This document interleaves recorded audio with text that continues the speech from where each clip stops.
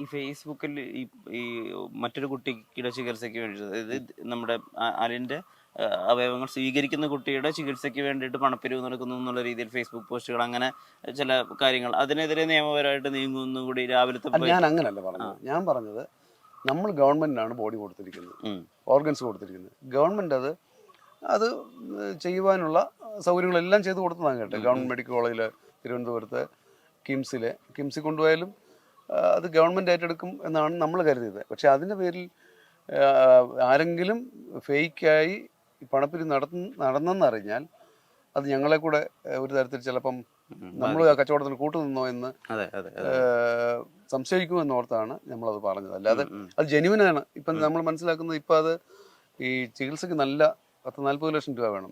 10 ലക്ഷം രൂപയുള്ള ഏതൊരു ആശുപത്രി കെട്ടിവെച്ചിട്ടുണ്ട്. അതിന്റെ ബാക്കി പണം അവർ കണ്ടെത്താനുള്ള ശ്രമമായിരിക്കാം, അതിന്റെ ഭാഗമായിട്ടായിരിക്കാം അങ്ങനെ ചെയ്തത്, നമുക്കറിയില്ല.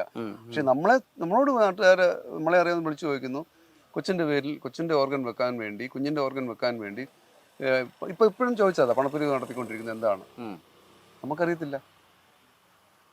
ഒരുപക്ഷെ നമുക്ക് തരാൻ വേണ്ടിയാണ് പൈസ പിരിക്കുന്നതെന്ന് ആരെങ്കിലും ദുർവ്യാഖ്യാനിച്ചാൽ നമ്മളതിന് മറുപടി പറഞ്ഞതിനെ ഓർത്ത് പറഞ്ഞു എന്നുള്ളതേ ഉള്ളൂ. ഇനി ജെന്യുവൻ ആണെങ്കിൽ അത് സഹായിക്കണം.